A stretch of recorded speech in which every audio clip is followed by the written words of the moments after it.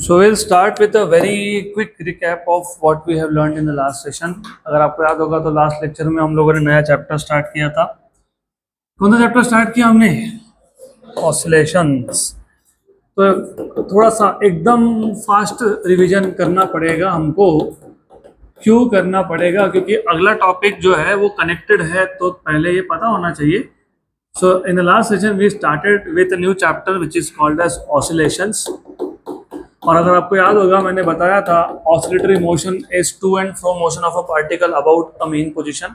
कोई भी पार्टिकल जब टू जाना फ्रो आना, जब ये टू एंड फ्रो मोशन करता रहता है about a mean position, it is said to be oscillatory motion. और ऑसिलेटरी मोशन एक पीरियोडिक मोशन होता है जिसमें मोशन बार बार खुद को रिपीट करता रहता है after equal intervals of time. और कोई भी periodic motion it is represented by harmonic functions. उसके डिस्प्लेसमेंट, वेलोसिटी या एक्सेलरेशन के इक्वेशन में क्या आता है? साइन या कॉस. साइन या कॉस को क्या बोलते हो? Harmonic function. इसलिए ऑसिलेटरी मोशन को हम लोग हार्मोनिक मोशन भी बोलते हैं. बराबर. फिर हमने linear simple harmonic motion define किया था. तो हमने linear simple harmonic motion define कैसे किया था ये पता होना चाहिए. दो टाइप के डेफिनेशन होते हैं, एक है थ्योरेटिकल, एक है बेस्ड ऑन अ फॉर्मूला. तो थ्योरेटिकल डेफिनेशन था, अगर याद होगा तो याद होना चाहिए वैसे, the linear motion of an object in which the object moves to and fro about a mean position is said to be linear simple harmonic motion. लेकिन linear simple harmonic motion को मैथमेटिकली डिफाइन करने के लिए हमने एक simple सा example लिया था.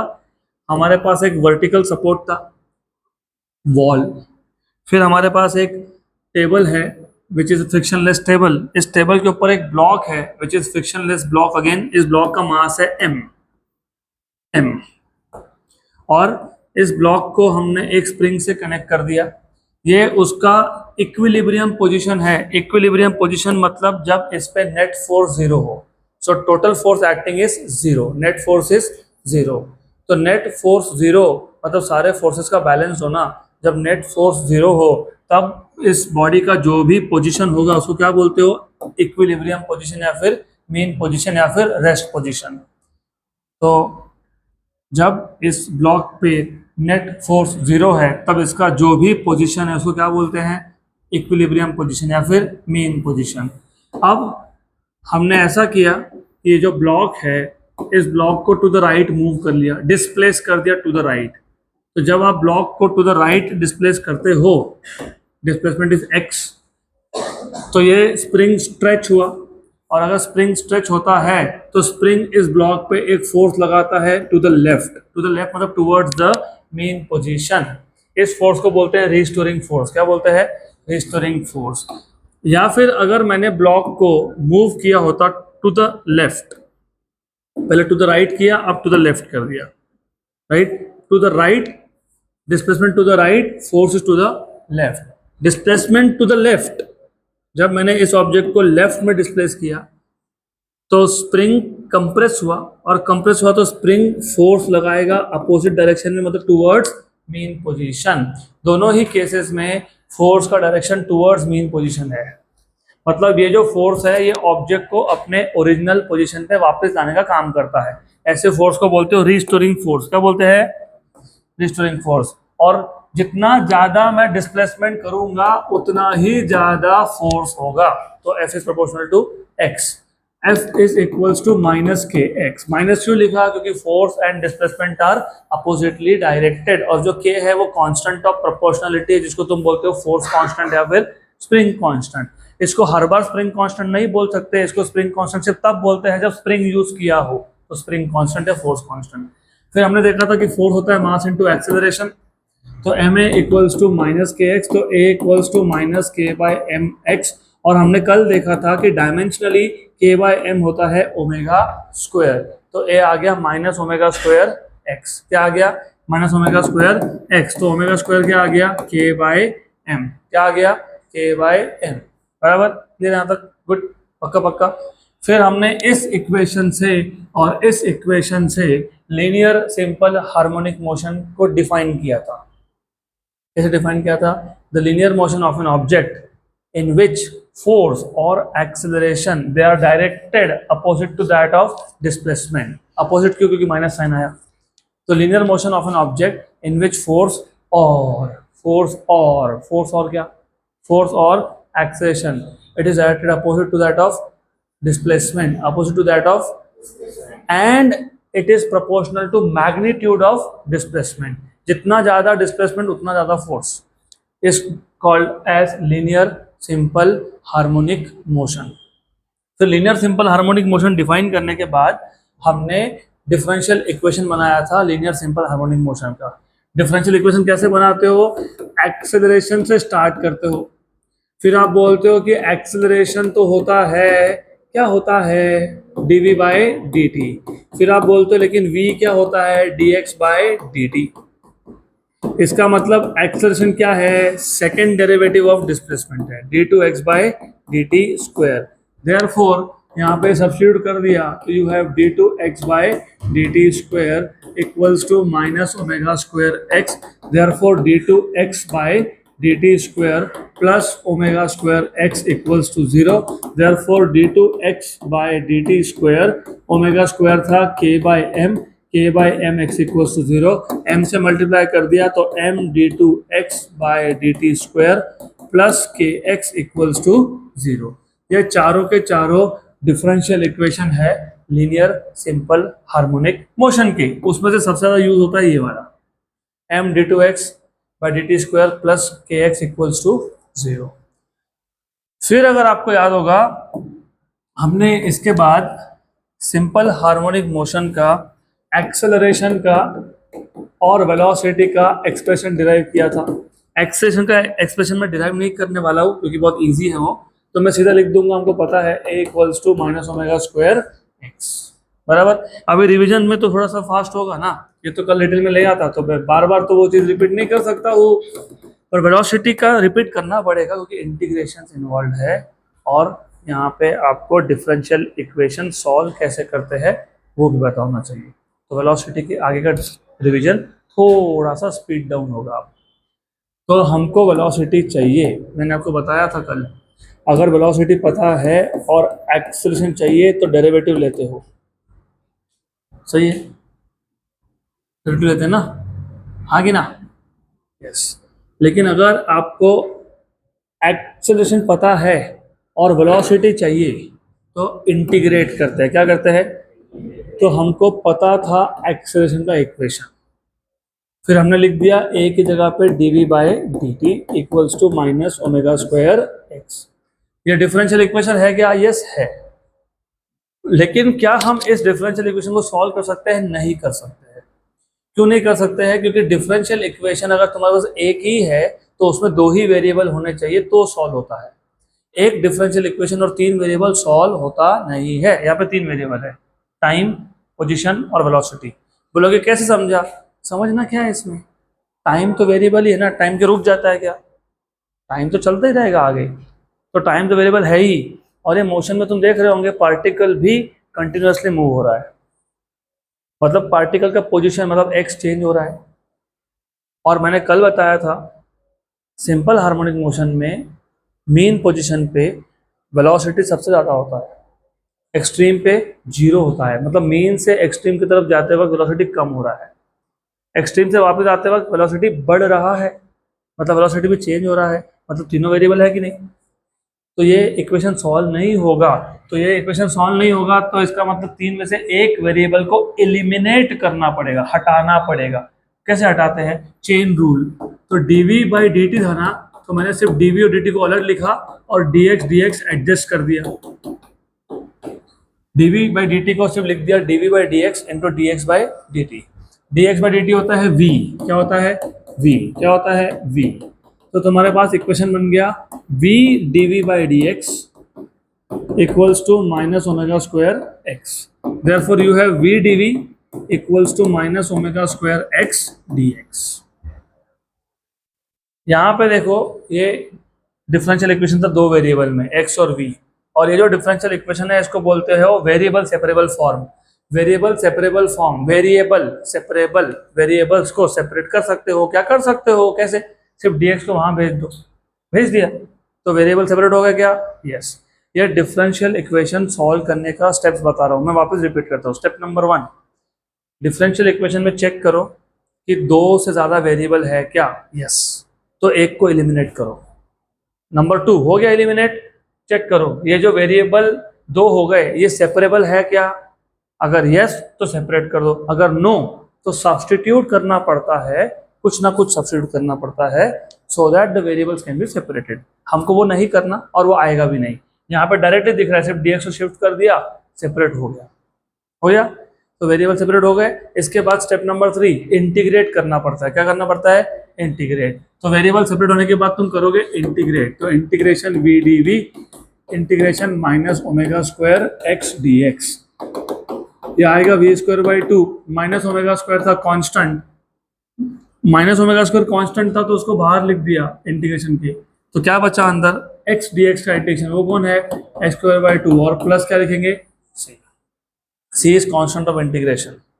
और कांस्टेंट ऑफ इंटीग्रेशन तब लिखते हो जब तुम्हारे पास इनडेफिनेट इंटीग्रल हो, मतलब जब लिमिट्स नहीं दी हो। दिए थे क्या लिमिट्स? नहीं, तो प्लस सी लिखेंगे क्या? यस।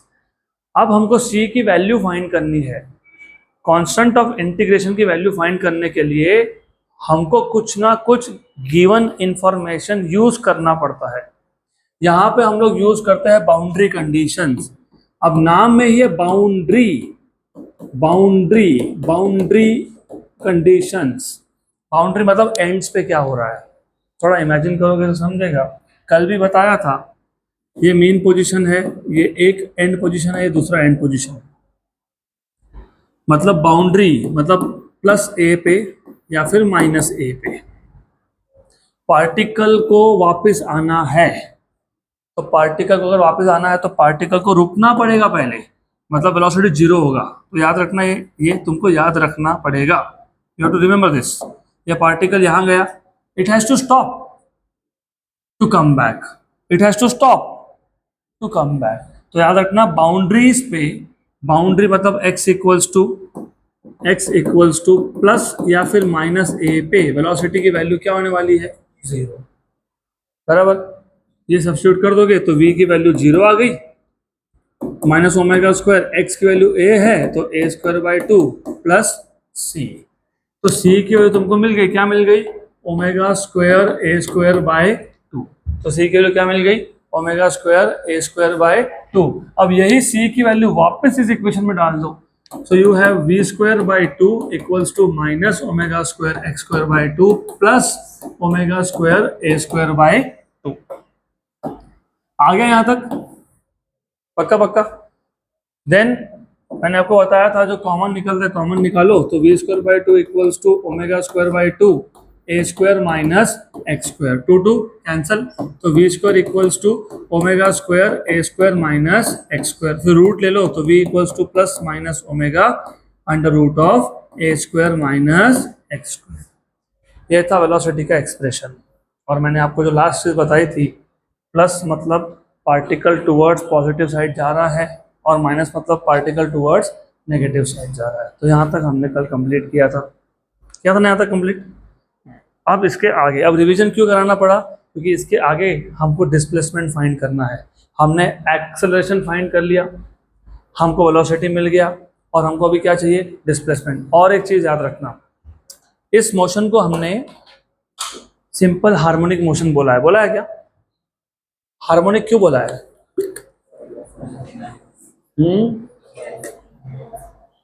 साइन और कॉस फंक्शन। कौन साइन और कॉस फंक्शन?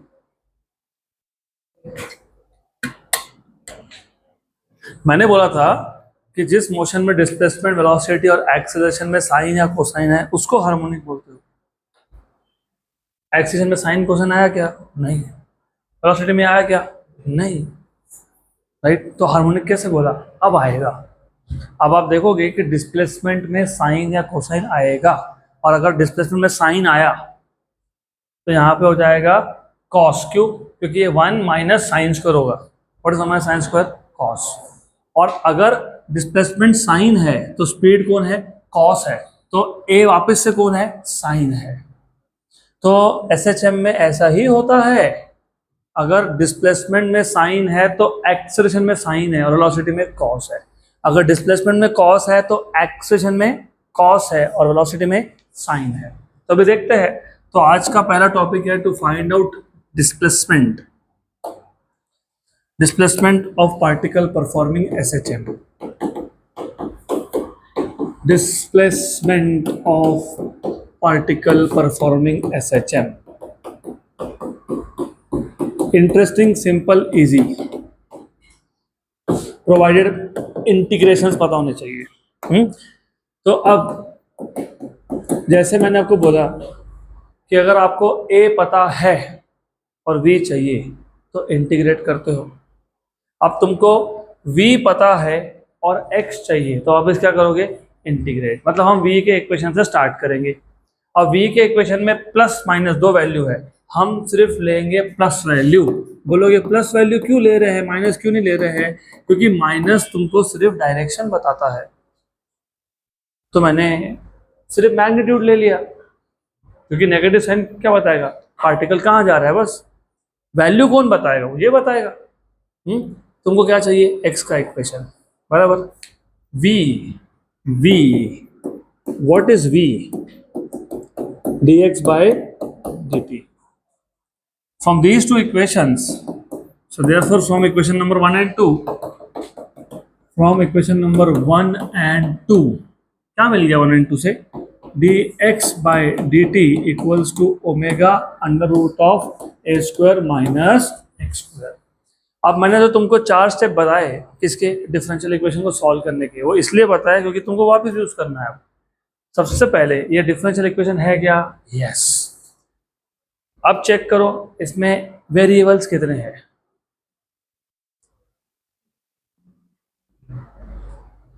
दो ही है, एक है टाइम, एक है पोजीशन। ओमेगा और ए तो कांस्टेंट है ना, तो दो ही है। पिछले केस में 3 थे तो एक को एलिमिनेट किया था, अब 2 ही है। एलिमिनेशन की जरूरत है क्या, नहीं, राइट। तो वो तो पार्ट हट गया। दूसरा स्टेप क्या था, चेक करो कि ये वेरिएबल सेपरेबल फॉर्म है क्या। मैं वेरिएबल्स को सेपरेट कर सकता हूँ क्या, टाइम को एक साइड पे और एक्स को एक साइड पे लिख सकता हूँ क्या, हाँ लिख सकता हूँ। सिर्फ dt को वहां लिख दूंगा और इसको यहाँ लेके आ जाऊंगा। तो dx upon under root of A square minus x square equals to omega dt। Variable separate हो गए, यस। अगर वेरिएबल सेपरेट हो गए तो उसके बाद क्या करते हैं, इंटीग्रेट। तो इंटीग्रेटिंग, और ये आपको इंजीनियरिंग के फर्स्ट ईयर में वापस करना है, इसके और आगे करना है। इनफैक्ट ये तो बहुत बेसिक लेवल का डिफरेंशियल इक्वेशन है। तो जब इसको तुम इंटीग्रेट करोगे, integration dx upon under root of A square minus x square equals to integration omega dt। What is integration dx upon root of A square minus x square, standard integral है ना वो, sine inverse x by A, वो standard integral है, वो sine inverse of x by A. तो sine inverse of x upon ए। और by the way थोड़ा सा जो नोट्स में और टेक्स्ट बुक में नोटेशन अलग है, बता देता हूं मैं। प्रॉब्लम ये है, look what is the issue here, हम a यूज कर रहे हैं किसके लिए, एक्सेलरेशन के लिए, बराबर। आपके टेक्स्ट बुक में ना एम्पलीट्यूड के लिए भी a यूज किया है, मतलब बाउंड्री कंडीशन के आगे वाला सारा। तो वहां पे ना एम्पलीट्यूड को भी स्मॉल a लिखा है, तो मैंने नोटेशन चेंज कर दिया। तो बाउंड्री कंडीशन के आगे x equals to plus minus capital A लिखेंगे। क्या लिखेंगे, कैपिटल A। क्या लिखेंगे, कैपिटल A। सिर्फ नोटेशन चेंज किए, बाकी सब सेम है। क्योंकि स्मॉल a अगर मैं एक्सेलरेशन के लिए यूज कर रहा था तो मैं एम्पलीट्यूड के लिए नहीं कर सकता हूँ, तो यहाँ पे क्या कर लिया, कैपिटल A। अब इसके आगे जहां पे भी कैपिटल ए दिखेगा वो कौन है, एम्पलीट्यूड। कौन है वो? तो ऐसा जब इंटीग्रल हो इसमें एम्पलीट्यूड कांस्टेंट होता है, वेरिएबल कौन है, एक्स। तो स्टैंडर्ड इंटीग्रल का फॉर्मूला ये बताता है sine inverse of variable upon constant. Variable कौन है, एक्स, कांस्टेंट कौन है, A, equal to omega. Omega constant था वो बाहर आ गया, dt, बराबर। तो therefore sine inverse of x upon a equal to omega t plus some constant of integration. पहले c नाम यूज किया था तो अभी अल्फा यूज कर लेता हूं। तुम्हारी मर्जी है, तुम अल्फा बोलो, बीटा बोलो, डेल्टा बोलो, गामा बोलो, फाई बोलो, जो बोलना है वो बोल लो, बट c मत बोलना क्योंकि c लास्ट टाइम यूज किया। तो यहाँ पे अल्फा कौन है, constant of integration. So where alpha is constant of integration.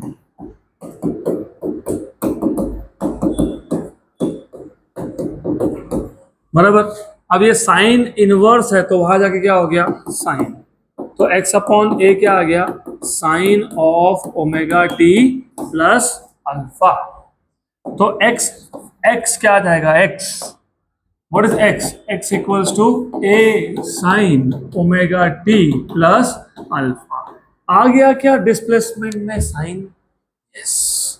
तो ये हार्मोनिक है, यस. फिर ये x की वैल्यू v में सब्स्टिट्यूट करोगे तो वो बन जाएगा cos, क्योंकि 1 माइनस साइन स्क्वायर थीटा होता है cos स्क्वायर थीटा. वो मैं बताऊंगा, सब बताऊंगा. बराबर. तो v भी हो गया हार्मोनिक, और a तो डायरेक्टली x पे डिपेंड कर रहा है तो ये भी हो गया हार्मोनिक. तो ये तीनों हार्मोनिक है, राइट. इसका मतलब अब ये भी हो जाता है कि नेक्स्ट टाइम से जब तुमको पता ही हो कि मोशन सिंपल हार्मोनिक है तो अब तुमको बार बार ये इंटीग्रेशन करने की जरूरत नहीं है, तुम डायरेक्टली ये डिस्प्लेसमेंट का इक्वेशन यूज कर सकते हो. तो नेक्स्ट टाइम से if I tell you a particle is performing simple harmonic motion, what is the equation of displacement, x equal to a sine omega T plus alpha.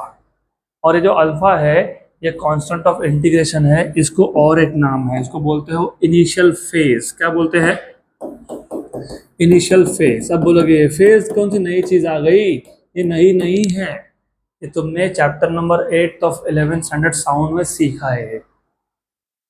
मैंने detail में बताया है, मेरे को याद है अच्छे से.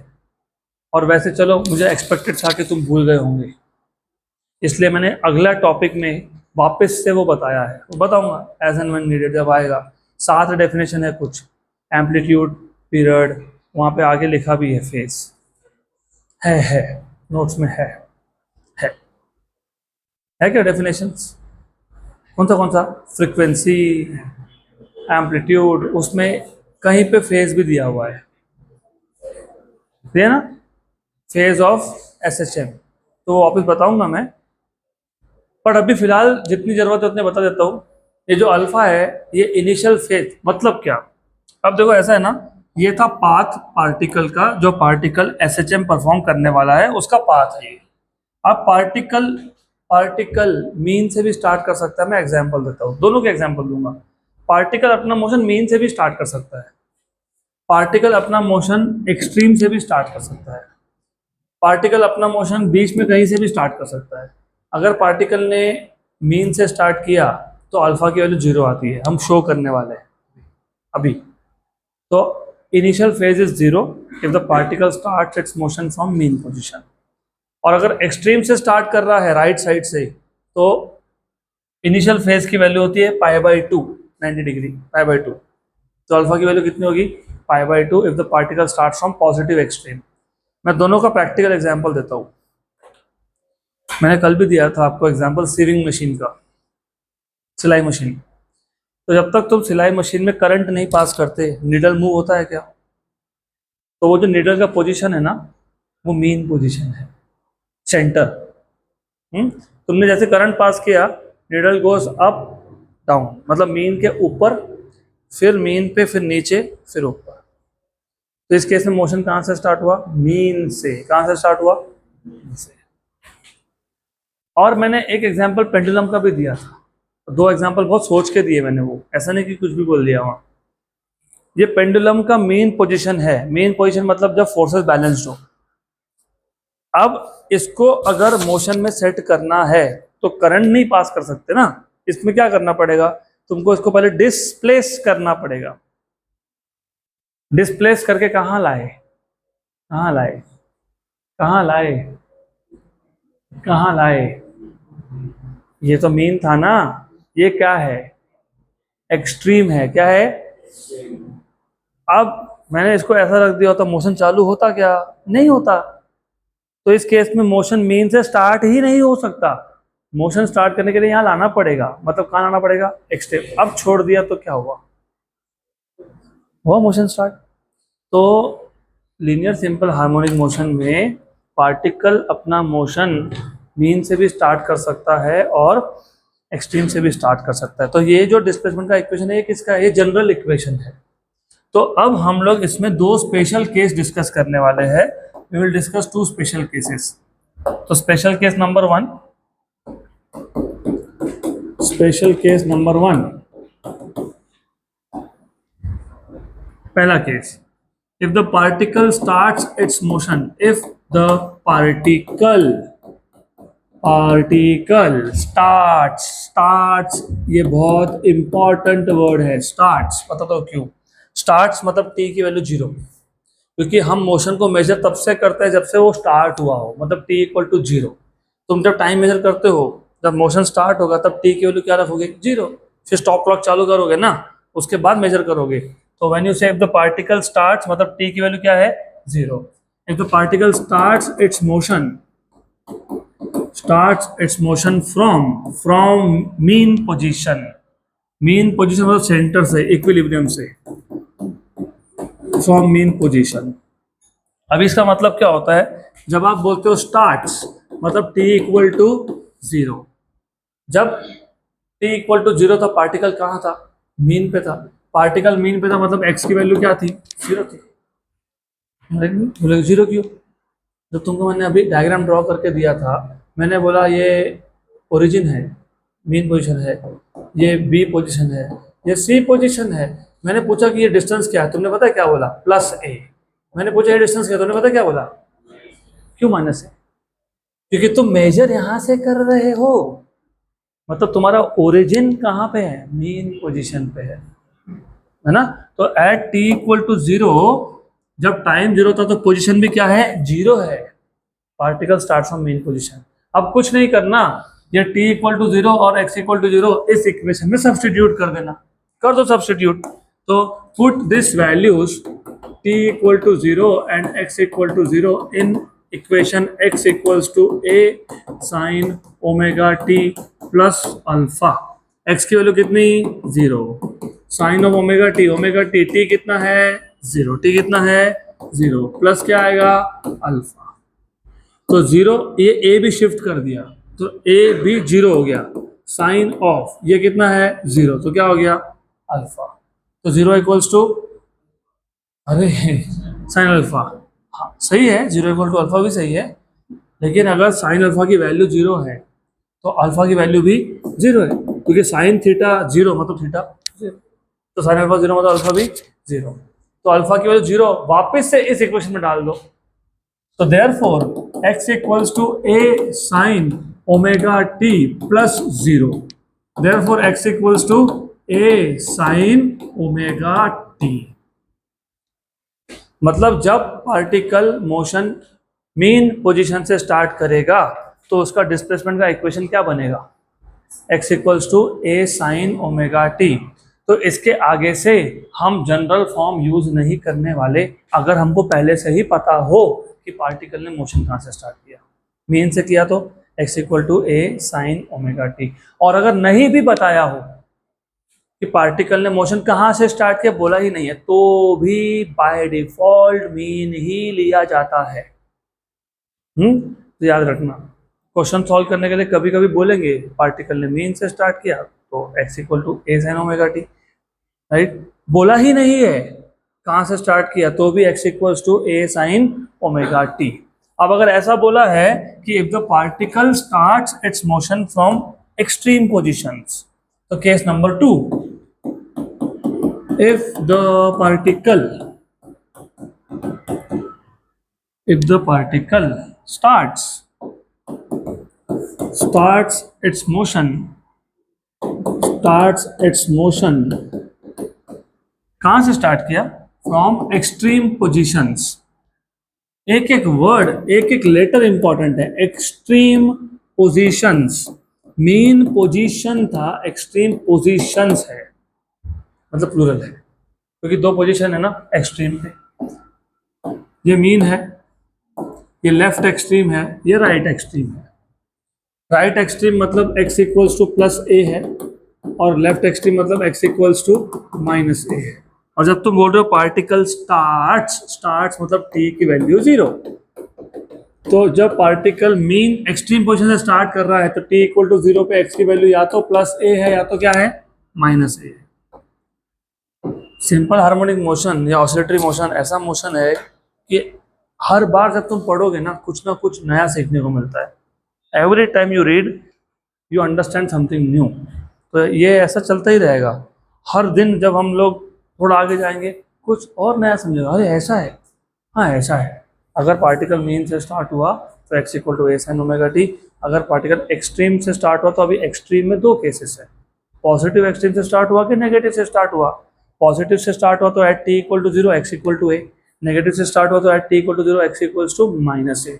तो दोनों कंबाइन कर देता हूँ और फिर ये वैल्यूज में वापस से जो जनरल इक्वेशन था उसमें सब्स्टिट्यूट कर देता हूँ A sine omega T plus alpha में। तो x की वैल्यू या तो प्लस ए लिखूंगा या तो फिर minus a. Sine of omega t, t की वैल्यू कितनी है 0। तो ये ए और ये कैंसिल हो गया, मतलब यहाँ पे क्या बचा प्लस माइनस 1। जीरो मत कर देना, नहीं तो बोलेगा ना जीरो हो गया, जीरो नहीं हुआ 1 हुआ। 1 क्या हुआ 1। और ये क्या आ गया साइन अल्फा। इसका मतलब ये भी तो हो जाता है, क्या हो जाता है इसका मतलब होता है कि साइन अल्फा की वैल्यू या तो +1 है या तो -1 है। बताओ फिर साइन अल्फा की वैल्यू, मतलब साइन की वैल्यू +1 कौन से एंगल पे होती है 90, मतलब π/2। मैं इसके बाद ना डिग्री में नहीं सुनना है मेरे को, whatever you tell me angle this should be in radians, unless and until I tell you to do so. तो π/2, तो अल्फा की वैल्यू कितनी आ गई π/2। और साइन की वैल्यू -1 कौन से एंगल पे होती है, हाँ 270 डिग्री, तो 3π/2, 3π/2। तो ये अल्फा की वैल्यू π/2 या 3π/2 वापस इस इक्वेशन में सब्स्टिट्यूट करोगे तो फिर आपको दो इक्वेशन मिलेंगे, x equals to A sine omega T plus π/2, या फिर और x equals to A sine omega T plus 3π/2। तो जब आप x equals to A sine omega T plus π/2 लिखते हो, what is sine of π/2 plus theta?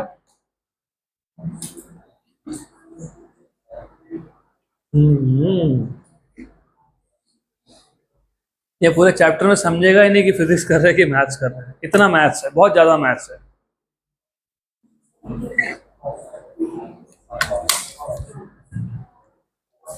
थोड़ा अच्छे से सुन लो, अब थोड़ा 2 मिनट के लिए मेरे को फिजिक्स साइड में रख के मैथ पढ़ाना पड़ेगा, क्योंकि आई सी कि तुमको अभी तक नहीं समझ में आया कि ये वैल्यूज फाइंड कैसे करते हैं। मैं ज़्यादा तो ट्रिग्नोमेट्री में नहीं जाऊंगा क्योंकि टाइम नहीं है हमारे पास उतना। I will share a video link with you, मैंने भेजा भी था शायद बीच में ग्रुप में, और एक बार आज शेयर कर दूंगा मैं। वो बेसिक ट्रिग्नोमेट्री 20 मिनट देख लो, 20 मिनट का ट्रिग्नोमेट्री तुम्हारा 11-12 पूरा हो गया 20 मिनट, और वो ट्रिग्नोमेट्री पूरा ही ट्रिग्नोमेट्री है। अभी फिलहाल के लिए ध्यान दो भाई, ये बहुत चीज़ें हैं जो बेसिक तुमको नहीं पता होगा तो आगे कुछ फायदा ही नहीं सिखा के। पहली बात, फर्स्ट क्वाड्रेंट में ऑल पॉजिटिव, वो ऑल पॉजिटिव क्यों आए वो वीडियो का मैंने लिंक भेजूंगा, उसको समझेगा। सेकेंड क्वाड्रेंट में साइन और 1/sin पॉजिटिव, 1/sin क्या होता है कोसेक। थर्ड क्वाड्रेंट में tan और 1/tan पॉजिटिव मतलब कॉट, और लास्ट क्वाड्रेंट में कॉस और 1/cos positive, right correct. Cos और 1/cos मतलब sec. All positive, sine positive, tan positive, cos positive. अब एक चीज और अच्छे से याद रख लेना, जब भी साइन ऑफ π/2, 3π/2, 5π/2, 7π/2 मतलब by2 वाला आए तो साइन का कॉस बनता है, कॉस का साइन बनता है। जब भी by2 हो, हाफ एंगल हो, तब साइन का कॉस, कॉस का साइन, टैन का कॉट, कॉट का टैन, ऐसा ही होता है।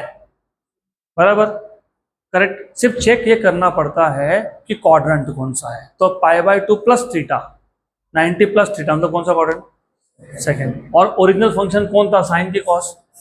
तो सेकंड क्वाड्रेंट में ओरिजिनल फंक्शन क्या था वो देखना पड़ता है, क्या था पॉजिटिव, तो ये भी पॉजिटिव, सही है। और अगर मैंने यहाँ पे ऐसा लिख दिया होता साइन ऑफ 3π/2 प्लस थीटा, तो by2 आया ना तो साइन का कॉस बराबर, लेकिन 3 पाई बाई 2 प्लस थीटा मतलब कौन सा क्वाड्रेंट, फोर्थ, उसमें साइन पॉजिटिव होता है क्या, नहीं। यहाँ पे क्या लिखोगे, same for cos, cos of pi by 2 plus थीटा, cos of pi by 2 plus theta, pi by 2 cos का क्या बन गया, साइन। सेकंड क्वाड्रेंट में कॉस पॉजिटिव था क्या, नहीं, तो माइनस साइन, तो cos of pi by 2 plus theta is minus sine theta, बराबर। Cos of 3 pi by 2 plus theta, sine theta, और फोर्थ क्वाड्रेंट में कॉस पॉजिटिव था, यस, तो प्लस साइन थीटा, याद रहेगा आप। हाँ, अभी याद रखो क्योंकि वी डोंट हैव टाइम कि अभी ट्रिग्नोमेट्री कवर करें आप। ओके, चलो अब बताओ, what is sine of pi by 2 plus omega T, हाँ, कॉस ओमेगा टी। तो जब पार्टिकल ने अपना मोशन राइट एक्सट्रीम से, राइट क्यों, क्योंकि पाई बाई 2 एंगल लिया तुमने तो तुमको प्लस मिला, प्लस मिला मतलब कहाँ से स्टार्ट हो रहा है, पॉजिटिव एक्सट्रीम से, तो एक्स की इक्वेशन क्या होगी, ए कॉस ओमेगा टी। अब अगर पार्टिकल लेफ्ट एक्सट्रीम से स्टार्ट करता तो तुमने क्या लिखा, 3 पाई by 2, what is cos of 3 pi by 2, what is sine of 3 pi by 2 plus theta, minus cos, तो ये माइनस कॉस ओमेगा टी आया क्या, माइनस, यस, सही है, पक्का, मतलब पार्टिकल ने कहाँ से स्टार्ट किया, लेफ्ट एक्सट्रीम से। तो इन जनरल अगर हमको पता है कि पार्टिकल मीन से स्टार्ट कर रहा है तो x equals to A sine omega t, अगर पार्टिकल राइट एक्सट्रीम से स्टार्ट कर रहा है तो x equals to A cos omega t, अगर पार्टिकल लेफ्ट एक्सट्रीम से स्टार्ट कर रहा है तो a minus a cos omega t. और जब से बोला है पार्टिकल स्टार्ट फ्रॉम एक्सट्रीम, कौन सा एक्सट्रीम नहीं बताया, तो बाय डिफॉल्ट पॉजिटिव एक्सट्रीम, मतलब x equal to A cos omega T. यहाँ तक क्लियर, गुड। अब तुमने अगर नोटिस किया होगा, मैंने कल का आज पूरा रिवाइज क्यों करवाया, हर चीज का रीजन होता है। रीजन ये था कि तुमको ये समझ में आना चाहिए, पहले जब तक हमने linear simple harmonic motion define नहीं किया तब तक हमको ए का इक्वेशन समझा नहीं, वो तो डिफाइन करने के बाद समझा, माइनस ओमेगा स्क्वायर एक्स। और एक बार हमको A equal to minus omega square X मिला, उसके बाद हमको वेलोसिटी मिला, और वेलोसिटी के मिलने के बाद हमको कौन मिला, डिस्प्लेसमेंट, राइट। और ये जो इक्वेशन है डिस्प्लेसमेंट का, ये किसका है, लीनियर सिंपल हार्मोनिक मोशन। लेकिन अगर पहले से ही मुझे पता हो कि जो मोशन है वो कौन है, लीनियर सिंपल हार्मोनिक मोशन, तो मैं उल्टा अप्रोच यूज कर सकता हूँ। पिछले केस में हमने ए से वी निकाला, वी से एक्स, और मुझे पहले से ही पता होता कि मोशन क्या है, सिंपल हार्मोनिक, तो मैं क्या करता, एक्स से स्टार्ट करता, क्या फाइंड करता, वी, और वी से क्या फाइंड करता, ए। तो अगला टॉपिक देखो क्या लिखा हुआ है, क्या बोला है, क्या बोला है, expression for displacement, velocity and acceleration, very good. तो वही सब है, सिर्फ अप्रोच उल्टा है। तो expression for displacement, velocity and acceleration of a particle performing SHM,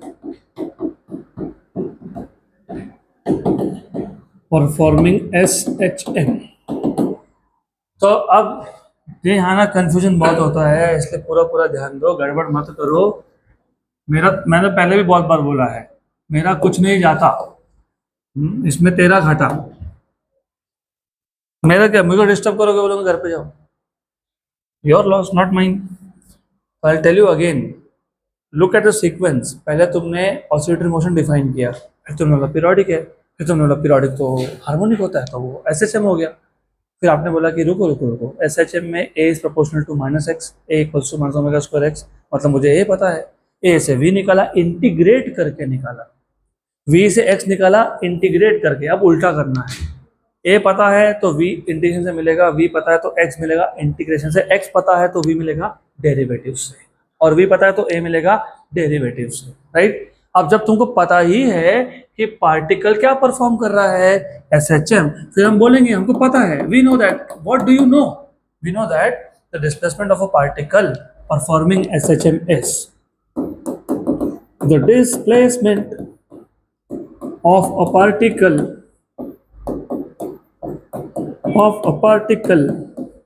performing क्या परफॉर्मिंग SHM इज तुम्हारी मर्जी, तुम साइन लिखो, तुम कॉस लिखो, तुमको जो लिखना है तुम वो लिखो, दोनों में से अल्फा लिखो या फाई लिखो, तुम्हारी मर्जी। मैंने वहां पे शायद फाई लिखा है इसलिए मैं नोट्स के नोटेशन के साथ ही चलता हूँ। तुम कॉस भी लिख सकते हो, डजंट मैटर, साइन भी लिख सकते हो, ठीक है।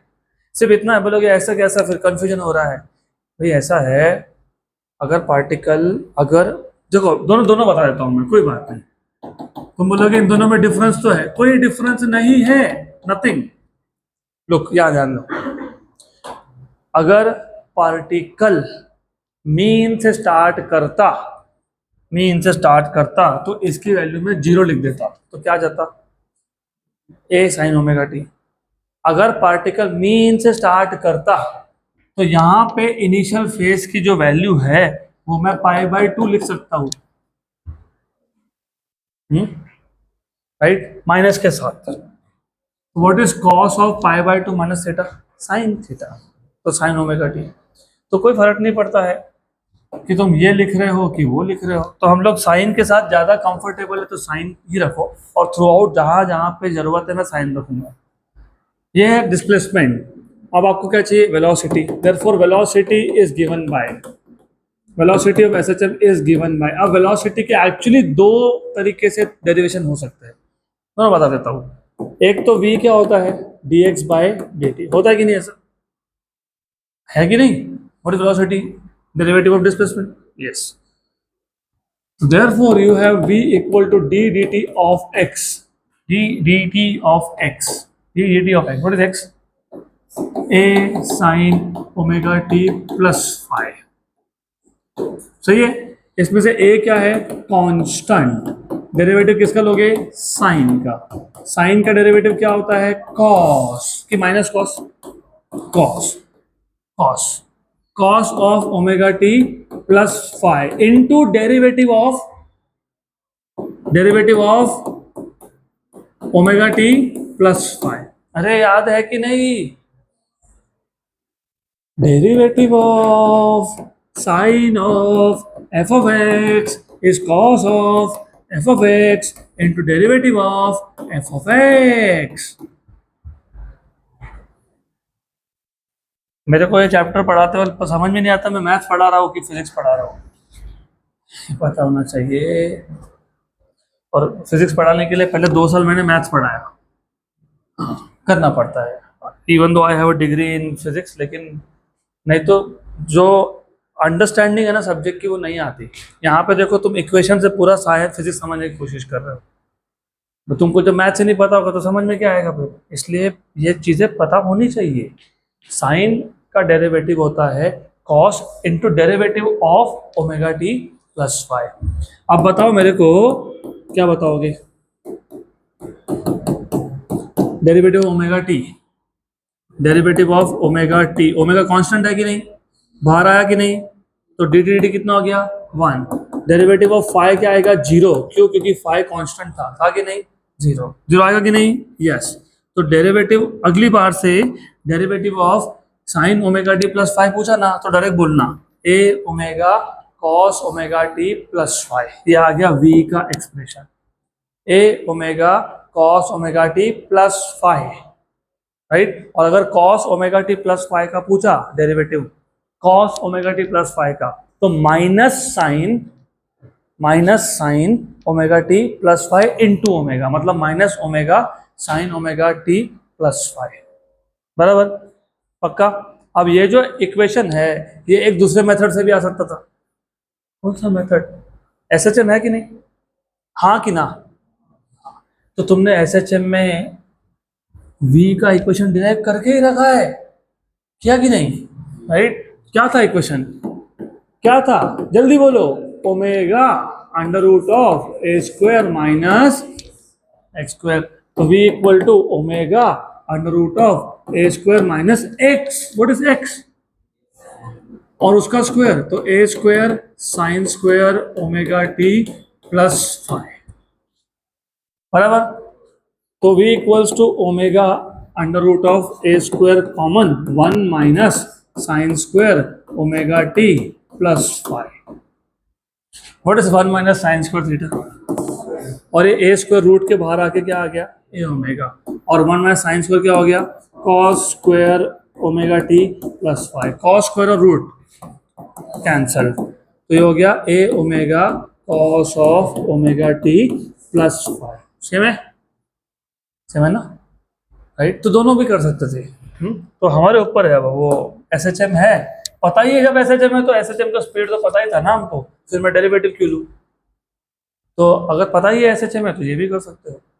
अब आई बात एक्सेलरेशन की। Therefore, acceleration is given by acceleration of particle is given by, what is acceleration, dv by dt। तो a equals to d dt of v, what is v, a omega cos of omega t plus phi। a omega constant है क्या, yes no yes, तो बाहर आया yes, derivative of cos of omega T plus five. What is derivative of cos, minus sine omega T plus five into omega, into, तो ये क्या बन गया, ओमेगा स्क्वायर। अब ऐसा लिखे क्या, माइनस ओमेगा स्क्वायर को बाहर लिखते हैं, A sine omega T plus five को अंदर लिखते हैं। क्यों लिखते हैं, ये कौन था, डिस्प्लेसमेंट था। तो ए इक्वल टू क्या हो गया, minus omega square. Hence proved, मैंने बताया था एस एच एम में हमेशा एक्सलेशन होता है माइनस ओमेगा स्क्वायर एक्स। तो यहाँ पे भी आया क्या, यस आया, गुड। तो अब जब आपको ऑलरेडी पता हो कि एस एच एम है, बोला ही है particle performing S H M, तो डिस्प्लेसमेंट का इक्वेशन अज्यूम कर लेना, उसका पहला डेरिवेटिव लोगे तो v मिल जाएगा, या तो v के लिए अल्टरनेट मेथड है, और v मिलने के बाद तुम और एक डेरिवेटिव लोगे तो a मिल जाएगा, और a मिलने के बाद चेक कर लेना, हमेशा ऐसा ही आएगा माइनस ओमेगा स्क्वायर एक्स, लेकिन वो तब आएगा जब एस एच एम हो तो, पक्का, गुड। अब हमारे पास है सिर्फ 5 मिनट, तो अगला टॉपिक नहीं स्टार्ट हो सकता, so we have to stop for today.